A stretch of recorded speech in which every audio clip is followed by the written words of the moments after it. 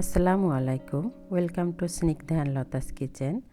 আজকে আমি আপনাদের জন্য নিয়ে এসেছি পেঁয়াজ কলি, মটরশুঁটি, আলু দিয়ে চিংড়ি মাছের একটি রেসিপি। শীতকালে বাজারে প্রচুর পরিমাণে পেঁয়াজ কলি পাওয়া যায়, অন্য সময় এইটি সহজে পাওয়া যায় না। এজন্য শীতকালে এই রেসিপিটি খুবই মজাদার।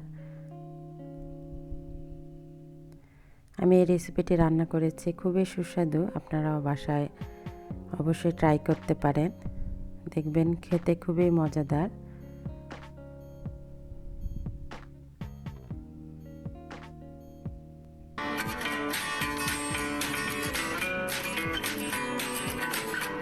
আমি রান্না শুরু করার আগে একটি ফ্রাই প্যানে পরিমাণ মতো তেল দিয়ে দিয়েছি।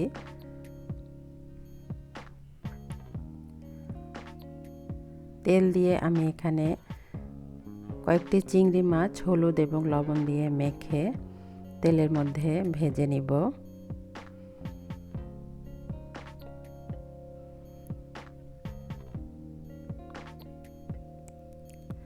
আমি হালকা ব্রাউন করে ভেজে নিব। এক পাশ হয়ে গেলে আমি আর এক পাশ ভালোভাবে ভেজে নিব।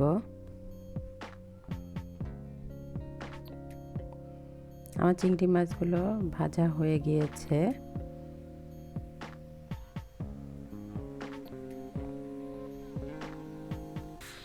আমি এবার মূল রান্নায় চলে যাচ্ছি। আমি রান্না শুরু করার আগে ফ্রাই প্যানে হাফ কাপ পরিমাণ পেঁয়াজ কুচি দিয়ে দিয়েছি।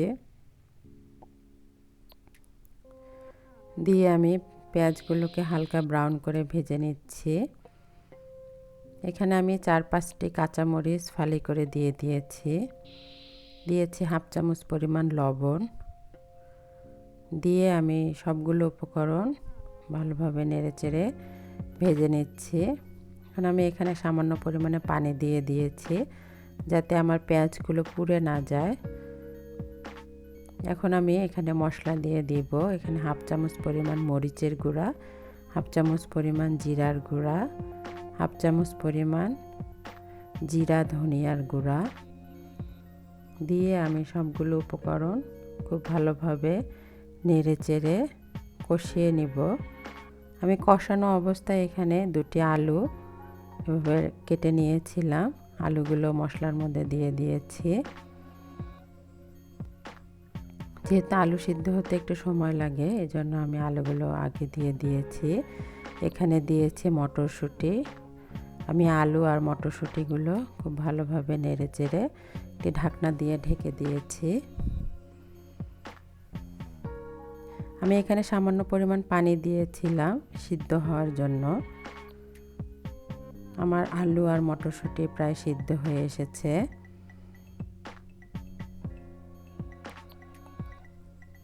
আমি এখানে পেঁয়াজ কলি দিয়ে দিয়েছি।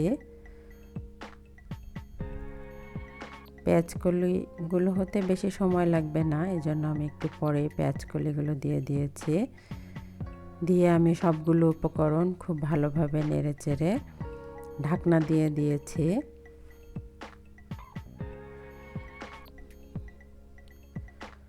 আমার সবগুলো উপকরণ এভাবে আমি ভালোভাবে নেড়েচেড়ে ভালোভাবে কষিয়ে নিয়েছি। নিয়ে আমি এখানে একটি টমেটো কেটে দিয়ে দিয়েছি। দিয়ে আমি আবারও খুব ভালোভাবে নেড়েচেড়ে ঢাকনা দিয়ে দিয়েছি। পেঁয়াজ কলি থেকেই পানি বের হয়েছে, আমি এখানে এক্সট্রা আর কোনো পানি দেইনি। আমি আগে থেকে চিংড়ি মাছ ভেজে রেখেছিলাম, সেই চিংড়ি মাছগুলো এখানে দিয়ে দিয়েছি।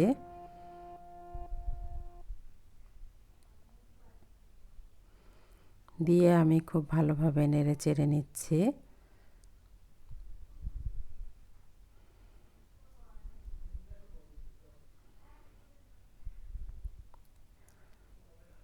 আমি ভালোভাবে নেড়েচেড়ে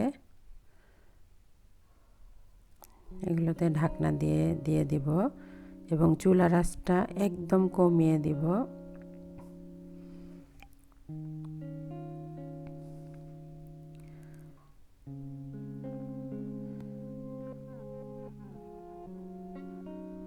আমার রান্নাটি খুবই সুস্বাদু, আপনারা বাসায় ট্রাই করতে পারেন। আর আমার রান্নাটি যদি ভালো লেগে থাকে অবশ্যই লাইক দিবেন। আমার রান্নাটি প্রায় শেষের দিকে, এখন আমি এখানে ধনিয়া পাতা কুচি দিয়ে দিব। দিয়ে আমি আবারও সামান্য পরিমাণে নেড়ে চেড়ে টেকলে ঢাকনা দিয়ে ঢেকে রাখবো।